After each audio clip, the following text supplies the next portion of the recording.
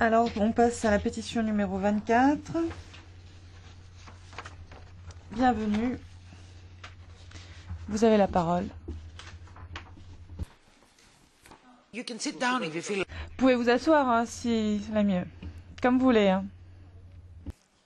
Mesdames, Messieurs, honorables députés, je remercie par la présente la Commission des pétitions du Parlement européen qui a inscrit ma pétition au projet d'ordre du jour de sa réunion de ce 23 février 2010. Elle témoigne ainsi de son intérêt et de son attachement aux idéaux des pères fondateurs de cette Europe qu'il voulait unie et sans frontières après les multiples conflits qui la minèrent et qui se terminèrent par les deux dernières grandes guerres de 1914 et 1939. Je remercie particulièrement le secrétariat de la Commission des pétitions qui, nonobstant ses multiples tâches et sollicitations, n'a ménagé aucun effort dans la gestion de ma pétition, témoignant ainsi d'une diligence sans faille à sa mission. Je ne manquerai pas de remercier tous les parlementaires européens qui ont porté un intérêt certain à ma pétition et l'ont soutenue à bout de bras. La Commission des pétitions me donne ce jour l'opportunité de faire entendre la voix des multitudes de pharmaciens européens vivant et travaillant au Royaume-Uni, mais privés du droit d'établissement en ce qui concerne les pharmacies de moins de 3 ans. Ils sont ainsi des pharmaciens de deuxième classe, voire des parias pour ces nouvelles pharmacies. Pour la compréhension des faits, une loi anglaise, sections 70 et 71 du Medicine Act 1968, interdit à tout pharmacien européen dont le diplôme de pharmacien n'a pas été obtenu dans une université anglaise de travailler dans une nouvelle pharmacie de moins de 3 ans en tant que pharmacien responsable, peu importe la durée d'inscription à l'ordre des pharmaciens anglais, de même que le nombre d'années d'exercice de la profession de pharmacien au Royaume-Uni. Cette loi anachronique s'applique aussi aux pharmacies de plus de 3 ans, ayant fait l'objet d'un transfert de courte distance, devenant ainsi, de fait, des pharmacies nouvelles, non susceptibles d'avoir pour pharmaciens responsables des pharmaciens européens, peu importe que ces derniers y aient exercé en tant que tels avant leur transfert. Concrètement, cela veut dire qu'un pharmacien européen qui est aujourd'hui responsable d'une pharmacie en Angleterre depuis 10 ans sera l'objet d'un licenciement immédiat si cette pharmacie fait l'objet d'un transfert sur 100 mètres plus loin. Je commencerai brièvement par mon histoire, vraie, qui est celle d'un citoyen européen ordinaire en prise avec le chômage. Le 27 septembre 1998, après 3 années de chômage en France, avec une femme et 6 enfants à charge, aujourd'hui je suis père de 14 enfants. Je devais m'expatrier au Royaume-Uni où, en matière d'emploi, l'offre était alors supérieure à la demande dans le domaine de la pharmacie. Le 5 octobre 1998, je devenais à ma grande surprise pharmacien gérant d'une pharmacie appartenant à une chaîne pharmaceutique. Cela me valut d'être nominé pharmacien de l'année 1999 en France par le Moniteur des pharmacies et des laboratoires, journal hebdomadaire pharmaceutique français, qui voyait alors en mon exemple une solution européenne au chômage endémique que vivaient et vivent encore les États membres de l'Union européenne. Étant devenu dès mars 1999 pharmacien freelance, je ne devais découvrir la dure réalité de la fameuse loi discriminatoire anglaise qu'après 2 expériences traumatisantes et humiliantes. Le 11 mai 2007, quand la direction de la pharmacie Asda m'informa que mon diplôme de pharmacien français ne me permettait pas d'être pharmacien responsable dans leur nouvelle pharmacie de Harlowtown au Royaume-Uni, et le 30 septembre 2008, quand je fus exclu d'une pharmacie Asda à Swindon au Royaume-Uni, comme un vulgaire délinquant, parce que la pharmacie n'avait été ouverte que pendant 2 ans et 11 mois. Ce dernier incident me valut d'être banni à vie des pharmacies Asda. En mai 2007, j'ai contesté en vain, par un recours gracieux devant le Department of Health, ministère de la Santé, l'interprétation restrictive, erronée et discriminatoire de cette loi anglaise, transposée de l'article 21.4 de la directive 2005-36-CE. J'ai ensuite saisi la Haute Cour de Londres en février 2009 d'un recours en révision de la loi incriminée, d'une part, et d'autre part, en dommages et intérêts, et le cas échéant d'un renvoi préjudiciel devant la Cour de justice des communautés européennes pour interprétation sur le fondement de l'article 234, alinéa 3 du traité. Sans succès non plus, puisque la Haute Cour de Londres, en cause d'appel, a estimé le 14 octobre 2009 que non seulement le Royaume-Uni n'avait violé aucune disposition du droit communautaire, mais que le renvoi préjudiciel était sans objet dans la mesure où la même affaire avait déjà fait l'objet d'un renvoi préjudiciel par la Cour suprême de l'Irlande en 2005. Ce que je conteste évidemment avec véhémence, puisque la question soumise par l'Irlande à la Cour européenne de justice n'était pas identique à celle que j'ai soumise à la Haute Cour de Londres le 14 octobre 2009, selon le principe de l'acte clair de la jurisprudence de la Cour européenne de justice, à savoir l'opposabilité de la dite loi anglaise à un pharmacien européen ayant vécu et travaillé au Royaume-Uni depuis plus d'une décennie, et ça en violation flagrante des articles 12, 39 et 43 du traité. J'ai aussi tenté de saisir la Cour de justice européenne le 24 août 2009 et le 14 octobre 2009.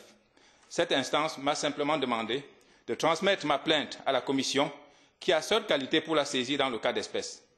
C'est ainsi que le 14 octobre 2009, j'ai déposé plainte contre le Royaume-Uni devant la Commission européenne pour violation de l'article 234, alinéa 3 du traité, pour avoir refusé de faire un renvoi préjudiciel devant la Cour de justice européenne.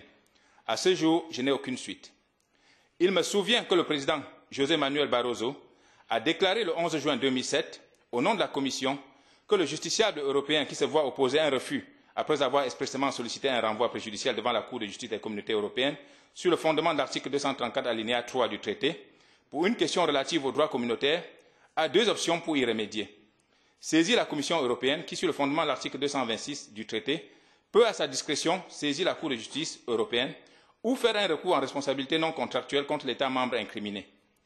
Or, force est de constater aujourd'hui que la deuxième option n'est pas vraiment viable, car elle expose le justiciable européen à la vindicte du pouvoir judiciaire national.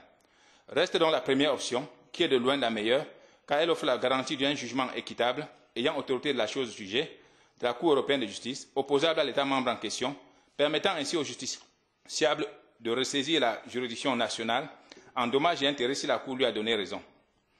Quant à ma pétition, la Commission, dans ses observations du 7 juillet 2009, a conclu que le Royaume-Uni faisait une interprétation erronée de l'article 21.4 de la directive 2005/36/CE, d'une part, et d'autre part, que les restrictions dénoncées par le pétitionnaire doivent être évaluées sur la base de l'article 43 du traité et qu'elle contactera le Royaume-Uni pour vérifier si ces principes sont respectés dans la législation et dans l'application qui en est faite.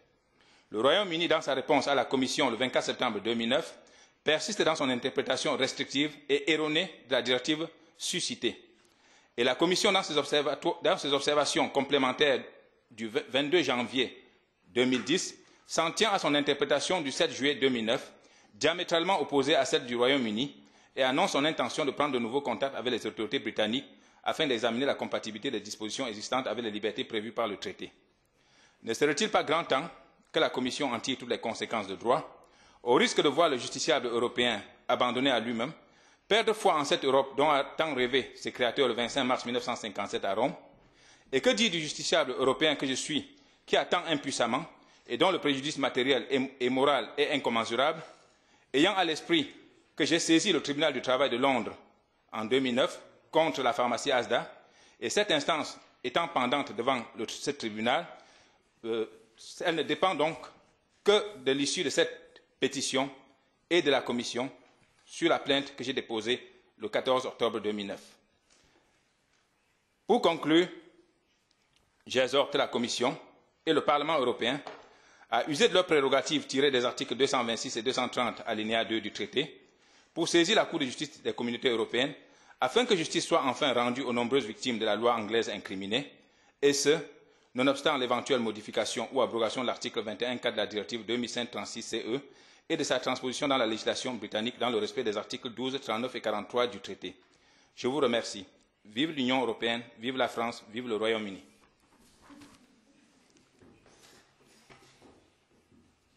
Thank you so much. Merci beaucoup. Monsieur Mayhock, de la part de la Commission, est-ce que vous pouvez également inclure la présentation de la pétition suivante, puisqu'elles sont similaires? En effet, les deux pétitions que nous avons aujourd'hui sont très similaires et abordent exactement la même problématique.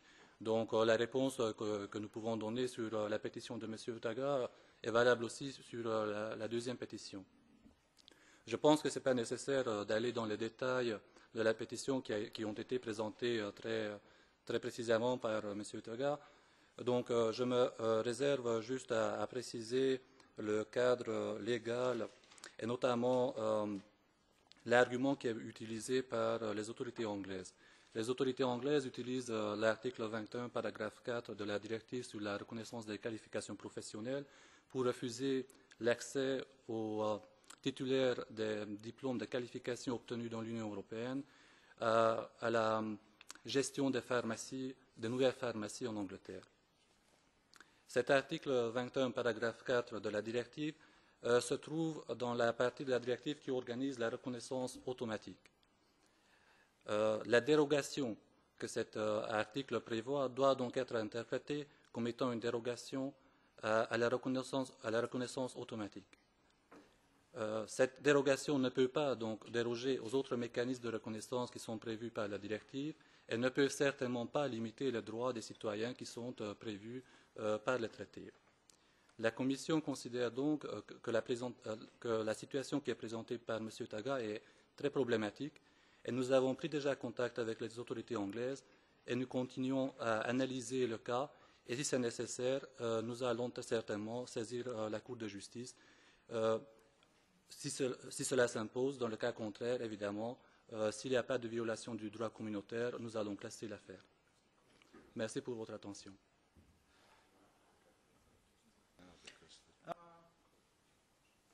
Mrs. Gruny.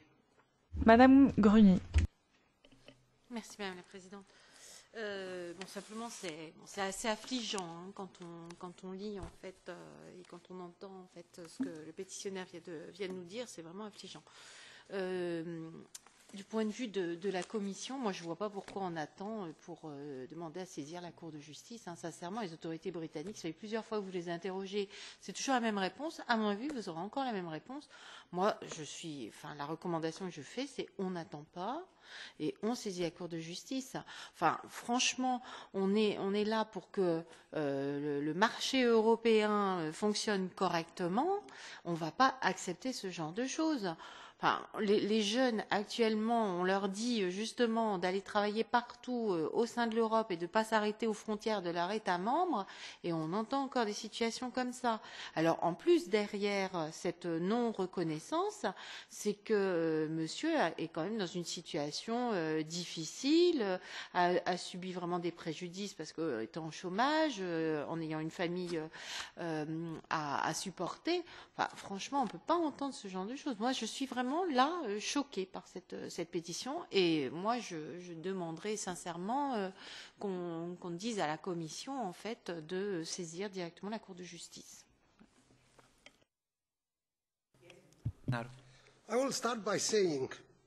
Tout d'abord,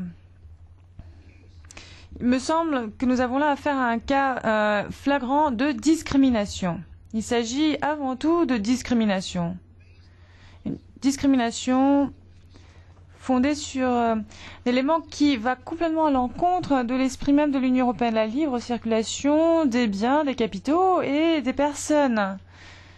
Une liberté en plus qui est vraiment défendue par le Royaume-Uni lui-même.